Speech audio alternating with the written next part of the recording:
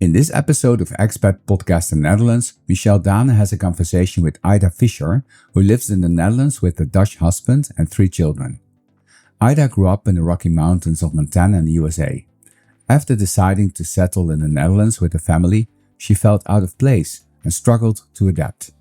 Unable to relocate, she embarked on a personal journey that not only deepened her understanding of the Dutch landscape and culture, but also led to significant self-discovery.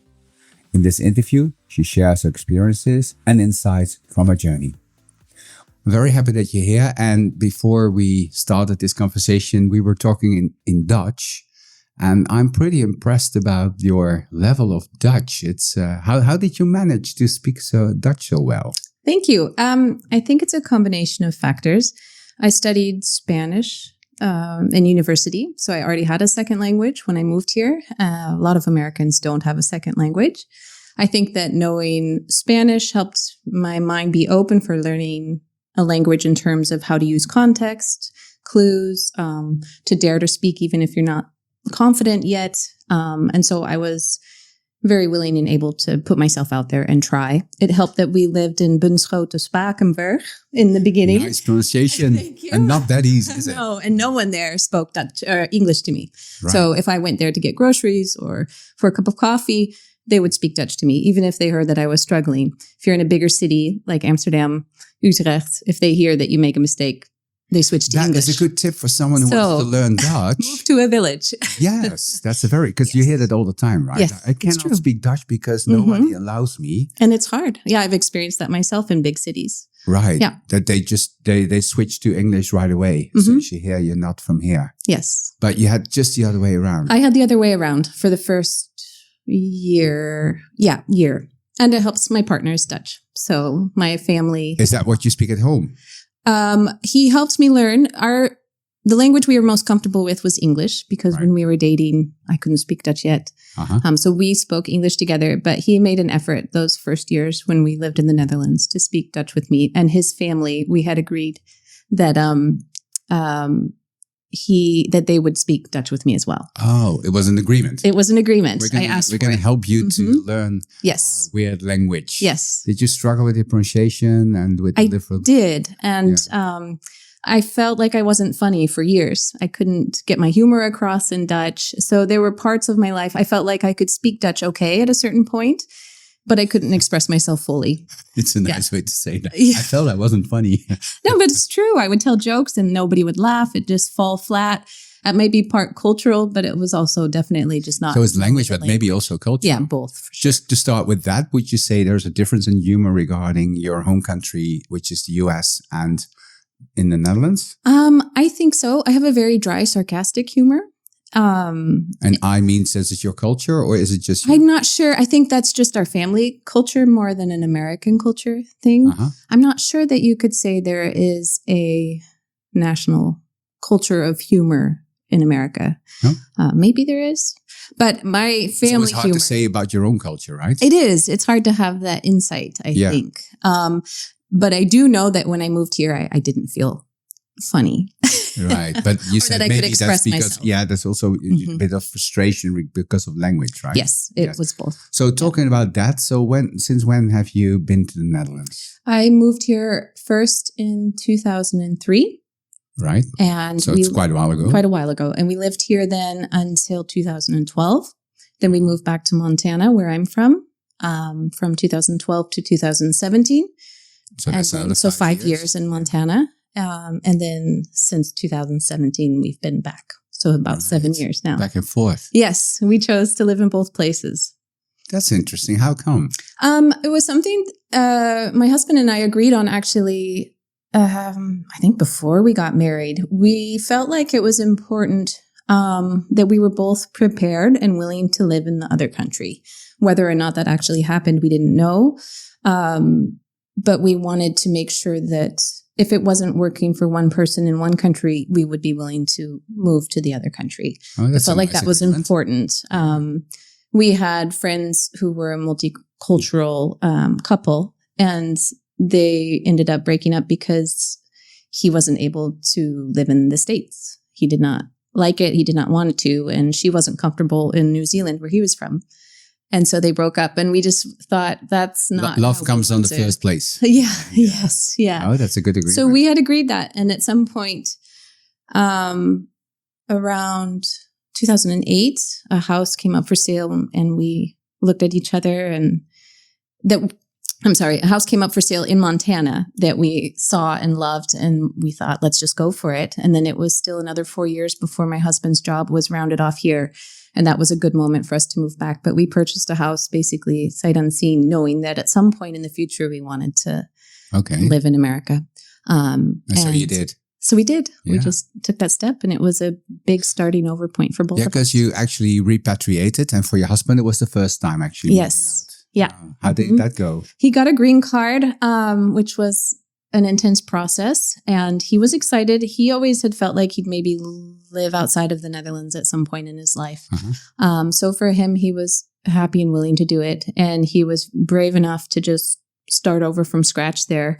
He had a good job here, and the economy in Montana isn't the greatest, but we just kind of took a risk and started over, and it was a struggle, but he felt very comfortable in the States. He loved our time there. Socially, I think we both felt quite at home there. It wasn't just me. He also had a really great group of friends. And a good landing. Yeah, it was a pretty good landing. It was hard the first 6 months for sure. And for me as well, coming back after 9 years away was a challenge. It wasn't as easy as I thought it would be. Because that's what we call repatriation, right? Mm-hmm. And so it was not that easy. You hear that a lot. It's quite a task for people to go back. And it was the same for you. Yes. Yeah, it definitely was a bit of a wake-up call. I thought, I feel like I don't really fit in either place anymore. But socially, it was like a warm bath. It was just, I realized then how tricky social interactions can be in a different culture, even if you feel fairly at home there. Because were these the same people that you actually... A lot of them were people I knew from before. So it was a bit easier maybe. That was easier, but I made new friends in the community where we lived. It just was, it was easier. Less a struggle to connect with people. Yes, yeah, exactly. And how was that for your husband? He is more social than I am, so he connects better wherever he is, but he fit into that Montana culture just fine. He really... It sounds like a really good move that you did. It was a good move. And this was 2012. We moved back. But then you moved back to the Netherlands again in 2017, 5 years later. Why is that? It was a hard decision. We knew we would give ourselves at least 3 years in Montana. We felt like it takes about 2 years to settle into a new place. And then we wanted to have at least 1 year where the struggle was over and we could just enjoy being there. And that was very much the case. Around 3 years, my husband got a really good job offer back here. And that kind of stimulated having the conversation about, where do we want to end up long term? Because we didn't know. When we moved back to Montana, we didn't know if we would stay there or come back to the Netherlands. And so at some point, we had to just start having that conversation. Where do we want to be 20 years from now? Because we knew that this move, if we moved back, would be final. And why would you think that? We don't want to keep moving our kids back and forth. Because there were kids involved all the time? Yes. Oh, really? Yeah. We had kids when we moved to Montana. And by the time we were considering moving back, they were getting older, and we wanted to give them some stability as they moved into high school age. I see. And so we knew it would be a final move or a final stay in Montana. And it was by far the most difficult challenge we've ever made. And we doubted up till the Netherlands. Yeah. And we doubted right up until the very last minute, actually. Okay, can you maybe dive into that a little bit more? Like, why was it the most difficult one? It was a little bit of a schism between heart and head. We knew in our head that moving back to the Netherlands made a lot of sense financially, and in terms of a place where the kids could have a really good start in life in terms of university study, that kind of thing. Being in Europe felt like a really good jumping off platform for them. Just day-to-day life here is very pleasant and well-structured. Life in Montana... You mean in the Netherlands? In the Netherlands, yeah. Life in Montana can be quite challenging on a lot of different levels. And we know a lot of people there with decent jobs who still struggle to get by. You mean also financially? Financially. Right. Because socially, it seemed that things were going very nice. For us, they were. Yeah, we had a really nice group of social friends. And so our hearts still felt a little bit conflicted, but we decided to make a fairly logical move back. And it was very much a mutual decision. But once we moved back, I realized that I felt maybe like we had made a mistake. And it took a while for that. And your husband didn't feel the same way? Oh, yeah, he did. He did. Yeah, we both shared those first 2 years. We had regrets fairly often, or moments of doubt, I should say. Maybe not regret, but we thought, did we make the right decision? Mostly because our kids were struggling to adapt. So the first 2 years were that difficult phase of adapting and settling that we were familiar with from our move to Montana. And then COVID hit right after the first 2 years. Yeah. So it felt like for 2 years, our first 2 years, I was busy making sure everybody else was okay in terms of moving back. And then the next 2 years were spent making sure everyone was okay in terms of COVID and having school at home and all the disappointment they faced and that kind of thing. So it was an intense 4 years for our family. And after those 4 years, I kind of woke up and realized, oh, I don't feel good being here. I'm not happy here. Okay. And that's when I started my process of trying to figure out how to make myself more at home and more comfortable and content here in the Netherlands. That's quite a realization. It was a hard realization. For really struggling years, you thought, oh, is this really where I want to be? Yeah. In fact, no. No. The answer was no. Yeah. The honest answer was no at that point. Yeah. Yeah. And so what did you do? I took time. Did you talk about this with your husband? Yes, I did. Others? Yeah. And he was really supportive. And with a good friend who's Dutch as well. But at some point I realized I just needed to allow myself time and space to mourn. I don't think I'd ever quite mourned leaving my parents and my family for that last time, leaving friends, knowing it was kind of a final move. A permanent move. It sounded like. Yeah. I felt that really strongly. You used the word mourning. Yeah. I would say that with moves that constitutes a type of mourning. Yes. Yeah. I see that, but you don't hear that so often. No. You feel things like homesick and things like that, but this is like mourning. This is mourning. And I heard a really beautiful term. It's called shadow loss. And I feel like it's like if you lose a job or if you lose a home or you're displaced, that kind of thing. It's not like you lost a person, but it can be material things in your life or a place that you lived. And I thought that term shadow loss was a really beautiful realization of like, oh yeah, it's legitimate what I'm feeling. It's not me overreacting or anything, but it's a really huge step that we took that I thought I stood behind, but now I'm realizing I'm really sad about. And so just allowing myself to have that time to be sad about it. And then once I had moved through those first steps of grieving it and being sad, I had to learn how to move forward. Yeah. Yeah.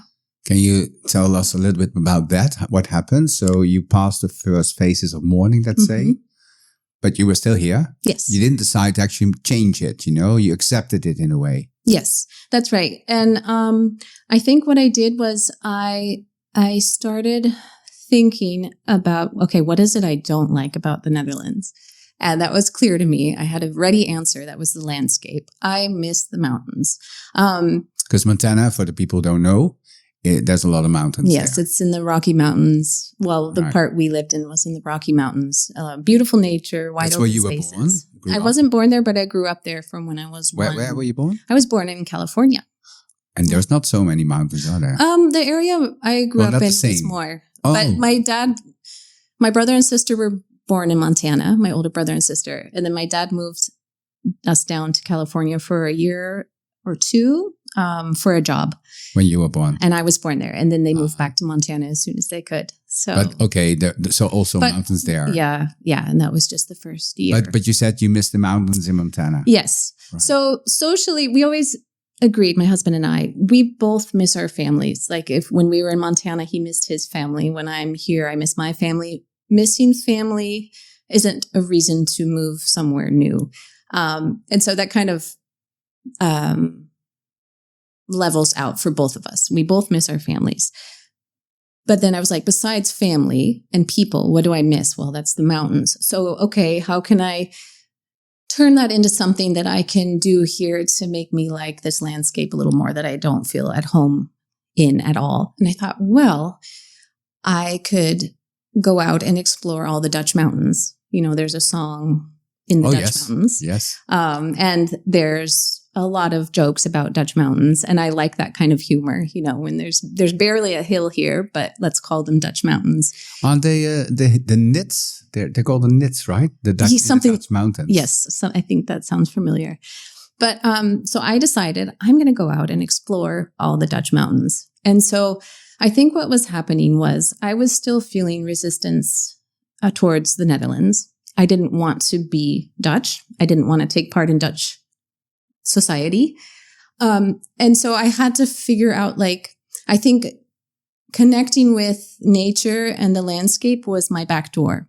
I've always been someone who connects with nature, is outside in order to recharge and ground myself.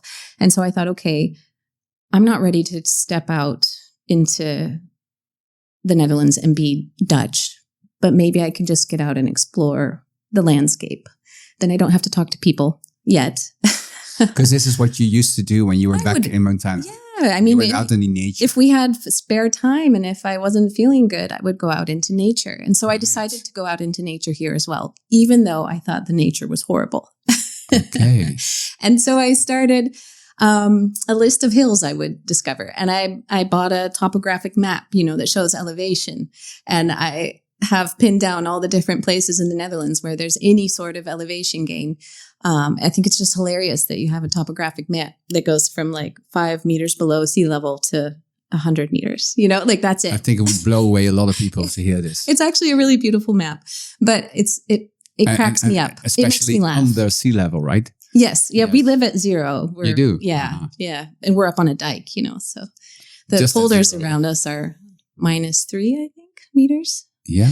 But so I started to get out and explore. And get the highest within those maps. Right? Yeah. So I would look, I went. So what's the highest that you've been to? Well, I've been there before, but I'm saving it for my grand finale is, of course, Limburg. You know, they call that the Dutch Alps. You're saving it or you have been saving it? I've been to Limburg and to the hills there before. But in terms of doing a specific route of walking this process that you're doing. That's going to be, You haven't been there yet. Finale. The second time. I have been there many times, but not for this. For this, yeah. We go there as a family a lot. Are you looking forward? It's something I'm looking forward to doing, is kind of wrapping up my project. Finalizing your process, because then it's about the result and the process itself, because I'm very curious about the process itself as well, of course, because you've done this now I've done this for 2.5 years. Yeah. So you've been to many places in the Netherlands. Places that I never would have been to otherwise. I started with the former island of Schokland, and that's, you know, it was an island in the IJsselmeer, well, it was the Zuiderzee, that when they built the new polder of Flevoland, you know, they built in all around. Yes, I lived there. Yeah, I know. Yeah, exactly. Schokland, you say. Schokland, yeah.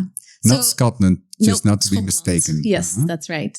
And because that showed up on a list on Wikipedia of hills in the Netherlands, that showed up as the lowest, because it's just like a little tiny bump in the middle of really flat polder land in Flevoland. And so I went to Schokland and I ran around what would have been the outskirts of the island. And it was a really beautiful day. It was one of my most fun outings I've ever had here. And that got me started. And then I continued from there. Yeah, just for my curiosity. So you started with somewhere very low, yes, which was still considered to be some kind of a little bump. Yes. And that was a first step in your process. Yes. Wow. Yeah. And this is more than 2 years ago. It was almost exactly 2 years ago. Wow. Mm-hmm. And from then you went to other places that were a little bit higher all the time? Yeah, I'm not going in direct order. I just knew I wanted to start at what was technically the quote unquote lowest hill in the Netherlands. Yes. And end down in Limburg where there's actual real hills. But I've hit up all the dunes I consider hills. So the stretch of dunes along the sea. I've been to visit a lot of the terpen, which are the living mounds up in Friesland and Groningen. I went with my father-in-law because I think those are really interesting as well. And those are definite hills in the landscape. I've been to the Utrechtse Heuvelrug, the further east by... maybe Montferland as well. Yeah, Montferland. Bosbank. Yep. That by... I'm forgetting the names. But I've hit up most... Quite a list. Quite a lot, yeah. And I still have a number to go, but... And in Drenthe, I believe there are some hills as well. Yes. Yep. Mm-hmm. So you went there, and did you actually also study about the area? Yeah. So before I would go there, I'd either run or walk. And before I would go, I would look a little bit up about the history. I'm mostly really interested in why there's hills there. So is it glacial moraine? A lot of the hills in the Netherlands are from a glacial moraine. Yes.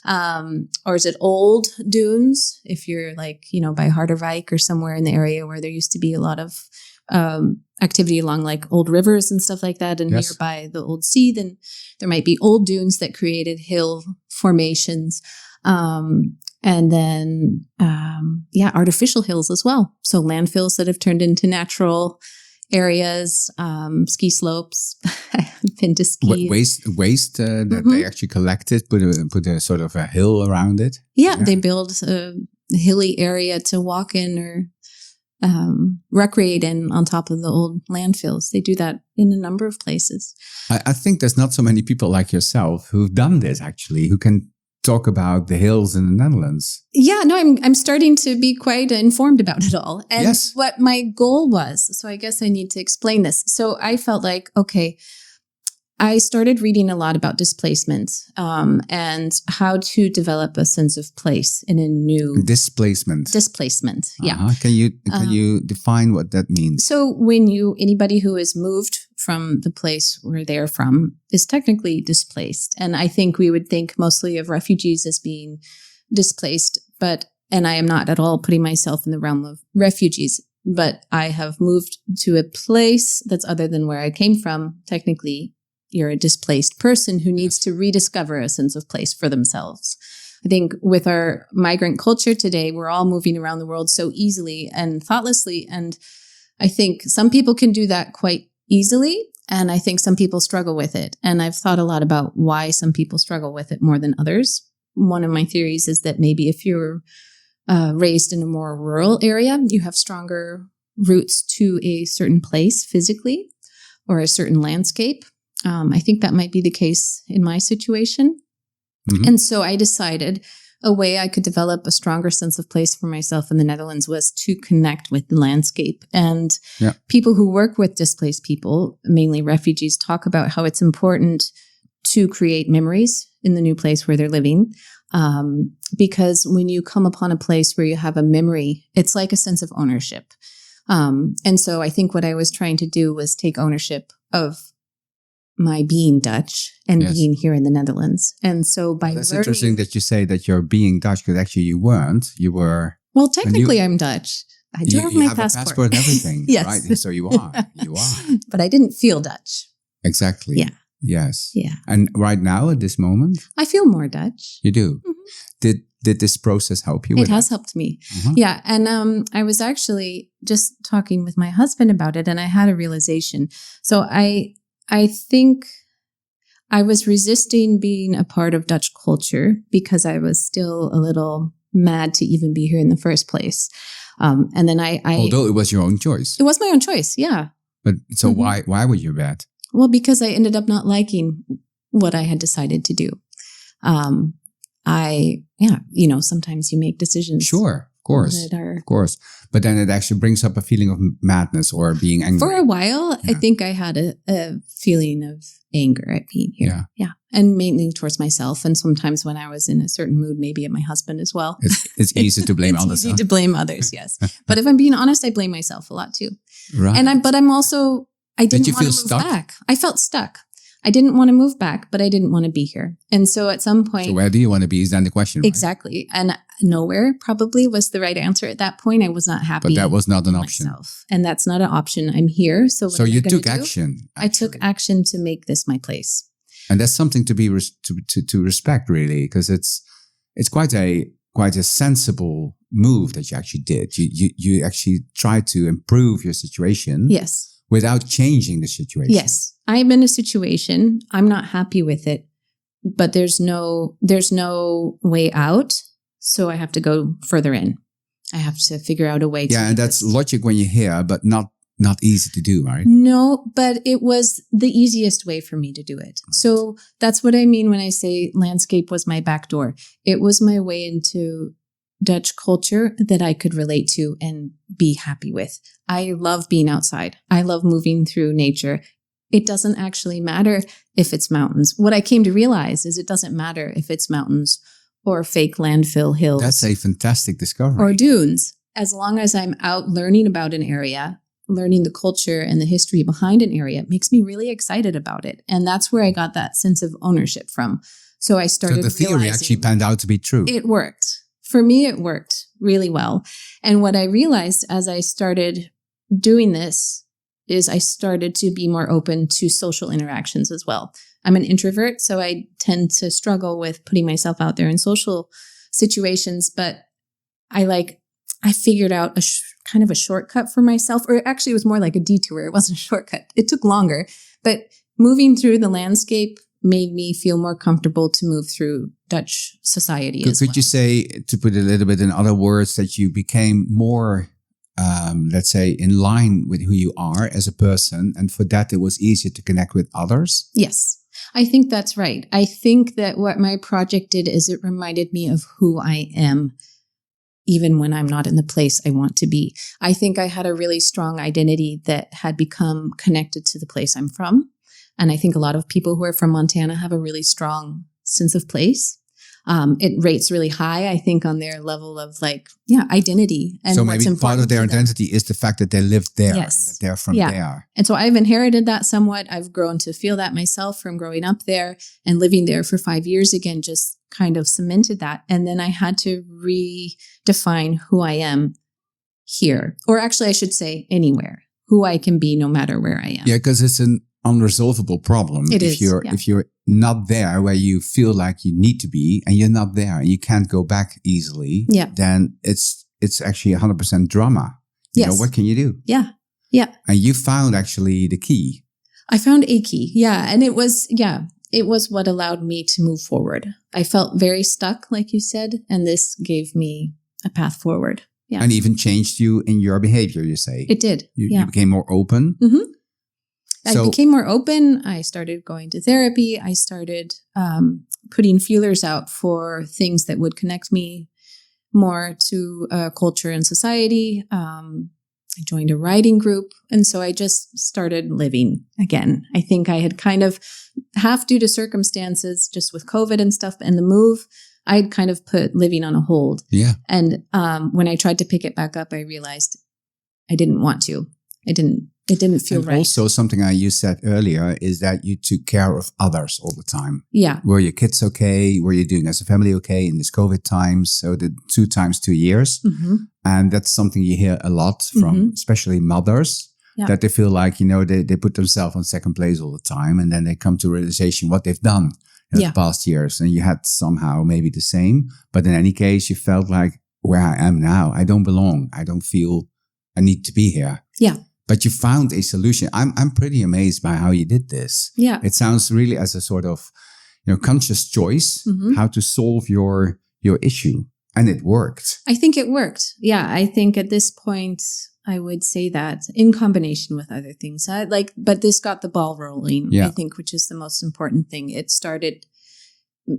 helped me make positive forward motion. In my life again. And you mentioned your father-in-law. You went to visit some parts in the Netherlands. Did you do other processes on your own or with others together? Most of the time on my own. Yeah. But again, that time with my father-in-law was more recent. And again, that piece of social connection that has come in more in the past year, I think. Before that, I was doing it all on my own. And back in Montana, did you go out in nature by yourself or with others? Both. Sometimes a lot on my own, on just day-to-day runs or walks or that kind of things. But I would meet up with friends to go out into nature as well. So. Yeah. Yeah, both. But yeah, so it started out mostly just on my own. And then as I've developed, it's sometimes, I go with a friend to explore some new area, or recently with my father-in-law to Friesland. And It sounds like a success story. And I'm just sort of summarizing the takeaways from your, let's say, discovery journey is actually both ways. It's how to get yourself in a new state of mind when you're not happy and you can't really change it. Yeah. And you took action and started to investigate, what would it be for me? What could possibly help me to get in a new, let's say, way of looking at my life and feeling differently. And the other is, which is also very interesting, is more in a broader sense, people from Montana, how they feel related to nature and that it's part of their identity. Yeah. And how you can actually, let that go and become a new person because it's not necessarily connected to that particular identity. Yeah, exactly. Yeah. And that was a long process of discovery for myself. Yes. Very valuable. And you became an expert on Dutch landscape. Yeah, accidentally. Did you note things down? Yeah. You did? I'm writing a lot. And that's should part you of the write process. a book about this? It's something I have in mind. I am actually trying to write about it. That's why I joined a writing group. But that's been part of the process for myself on a really personal level. I understand. Of putting down what I've experienced, where I'm at emotionally on this journey. But in the meantime, a lot of funny stories, I think relatable, universal stories have come up. Maybe some of my deep dives into Dutch mountains are less universally interesting, but a lot of the big themes that I'm struggling with are things that I think a lot of people struggle with. So I am writing about it, but what will become of that, I'm not sure. Yes, we'll see. We'll see. But I'm pretty sure people will find it interesting, especially as you say, like we laugh about ourselves that we don't have any mountains. Yeah. Right. And indeed, the song that you mentioned is a sort of irony. Yeah, there's a lot of that. Yeah. Yeah. And, we always say it's such a flat country. And that's why there are so many bicycles because, and it's flat in any sort of way. We have no hierarchy. At least that's what we say. Yeah. Yeah. Yeah. Could you say now at the end of this whole journey, because it sounds to me like, well, we haven't come to the conclusion yet, right? Because you haven't visited Maastricht for another time, or Vaals actually. You mean, right? Yes, yeah. Vaals, for the people who don't know, is the highest point in the Netherlands. It's about 300 meters.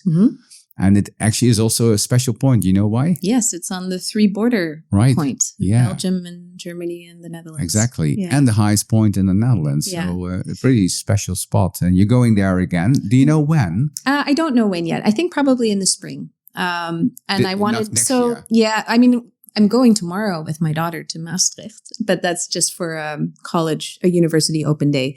Okay. So we go down there a lot, but I'm saving a certain trail for my projects.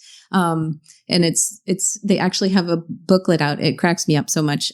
So like I said, they call the Limburg the Dutch Alps, which makes me laugh as well. Yeah, me too. And there's a Dutch mountain trail, and it's a 50-kilometer walking trail that goes through and hits the 7 summits. It is laughable, right? Isn't that wonderful? Yeah, it is. So it hits the 7 highest peaks in the Netherlands, and that will be my grand finale. And I am planning the pinnacles of the south. Yeah, like you said, topping out at about 300 meters. It is funny. Yeah, I love it. I think a lot of my healing journey has been developing a sense of humor about it all. It's nice that you call this a healing journey. It is. That's what it is. Have you been healed by this? I'm in the process. I wouldn't say it's a settled matter, but I am much farther along than I was 2 years ago. Yeah. That's good news. In a much better place. Yeah. That's also a nice expression. I'm in a better place. Yes. Yeah. Huh. I'm not in the best place. Yeah. So you look to the Netherlands with different eyes now. I do. Yeah. And I think that's through, the connections I've created. Yeah. Yes. I've put effort into creating connections. You did it yourself. And I go crazy with the wind. I go crazy with the flatness. it's not There's my no wind in perfect Montana. place. There is, but it's like with a storm. And eastern Montana is really windy, but I didn't live in eastern Montana. So you don't know this wind. So the days and days and days of wind. I love it. I'm a kite surfer. I know, so is my husband. I love the wind. That's why I live here. Windy and he gets all excited and I get really mad. Someday there's going to be wind and I'm looking forward to it. I'm sure he is too. Yeah, but we're all different as people, right? You don't like it. Yeah, so the wind bugs me, the flatness bugs me. I try to go for a run near my house and we're in the polder and I can just see the starting and ending point of my run, in one go. It's kind of depressing, really. So but I can laugh about it now. And it used to be that I would look at that run that I had to do that was totally flat, that had that's what you mean. You can see the end. I can see the entire loop that I run. I didn't think about this. No, it's you can see the whole track. Yeah. Because there's no surprises.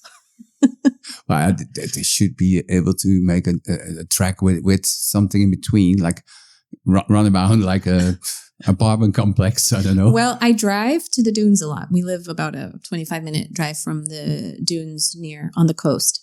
And I love to go run in the dunes. They're beautiful. They're very beautiful. And they're up and down. There's twists and turns. So it feels like hills. Yeah.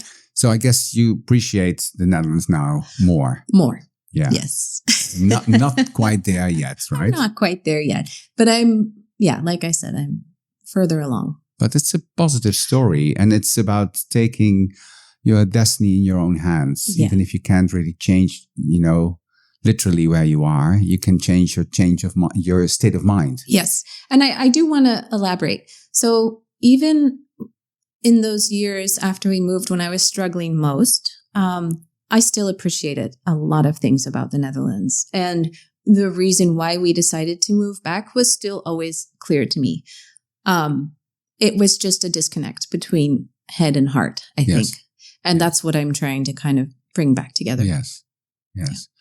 And if you were to summarize, what were the things that you always have been appreciating about the Netherlands? Are there a few things? Because now we have been very critical. Yes, we have been laughing about this country and all these things. So maybe just as a balance, it would be nice to come up with a few things that you say, I've always been aware of these positive parts of the country. Yeah, I appreciate, this might seem silly, but one of my top things about why we should maybe move back is having our teenagers ride their bikes to school.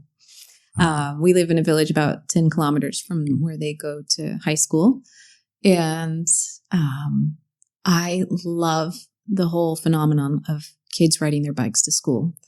And I feel like there's nothing better for teenagers to have than that daily dose of exercise, being together. You ride with a group from the village. You have to lean over your handlebars and, power into the headwinds, and they come home sopping wet 4 times a week in the winter. It's one of those things.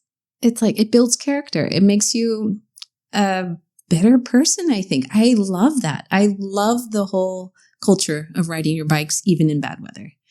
I think Dutch are a really hardy folk. You see them, if you go out to the beach on a bad weather day, which you do for kite surfing, there's people walking their dogs in all sorts of weather. It's never empty because all year round. It's all year round and in all sorts of weather. I love the old culture, all the old visible culture. What do you mean by that? Old cities and that kind of thing. Architecture, things. Yeah, in terms of that, Western America has a ton of old culture that isn't as visible. We have the American Indians didn't have a lot that is visible that they did.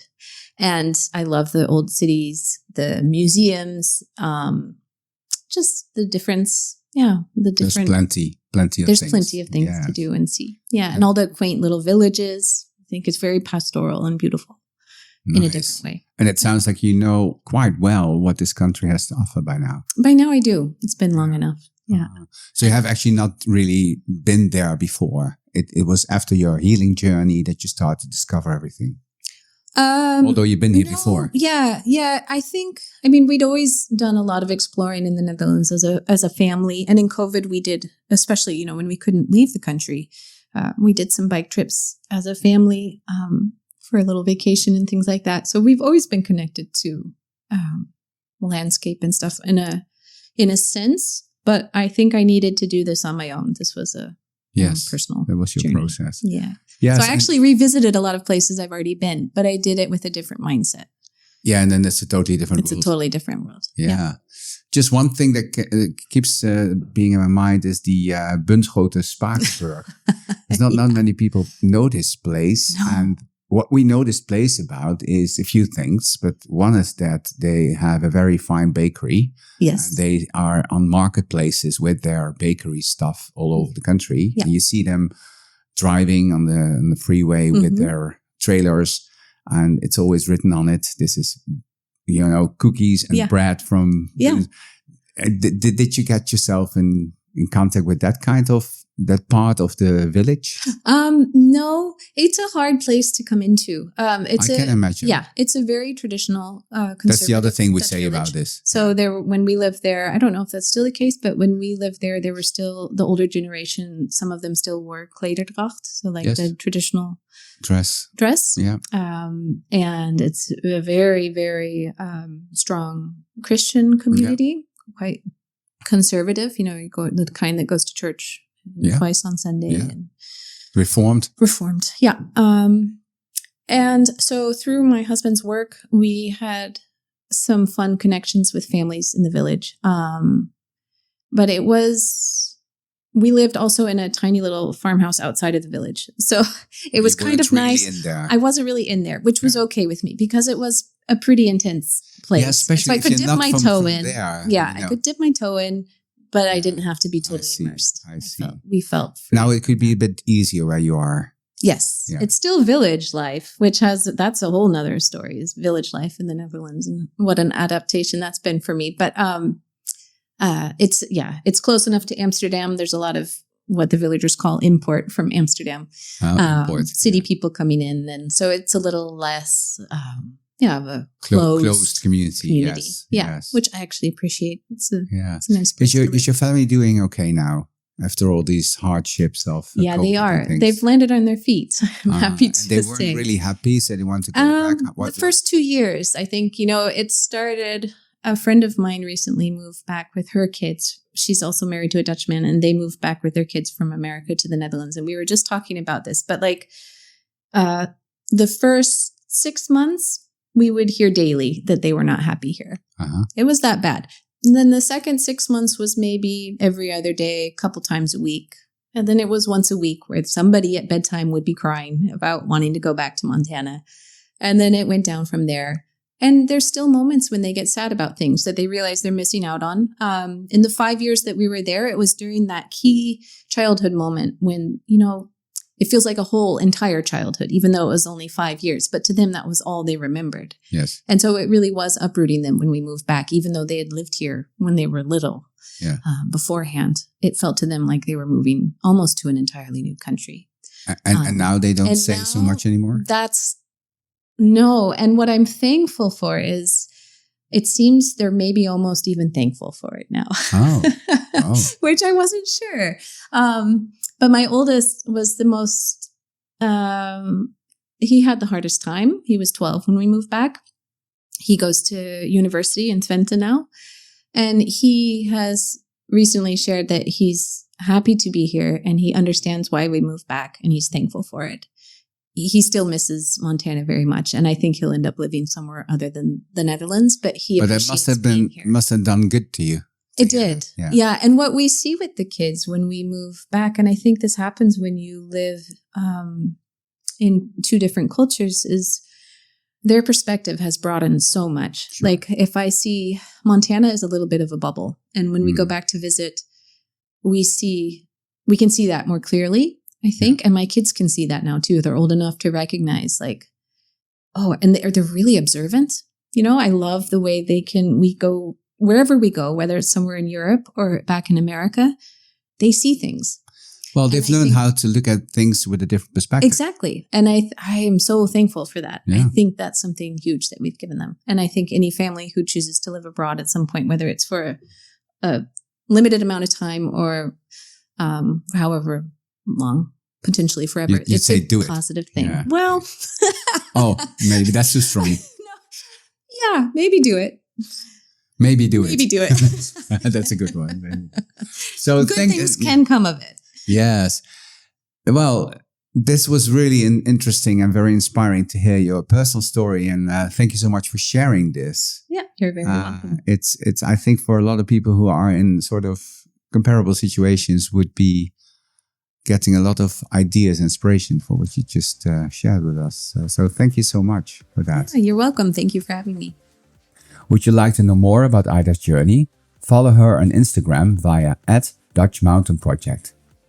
Are you curious about available support for expats in the field of living and working in the Netherlands? Then have a look at yourmovetothenetherlands.nl or contact us at contact@yourmovetothenetherlands.nl. And please subscribe to this channel so you will be notified when there are new episodes of Expat Podcast the Netherlands.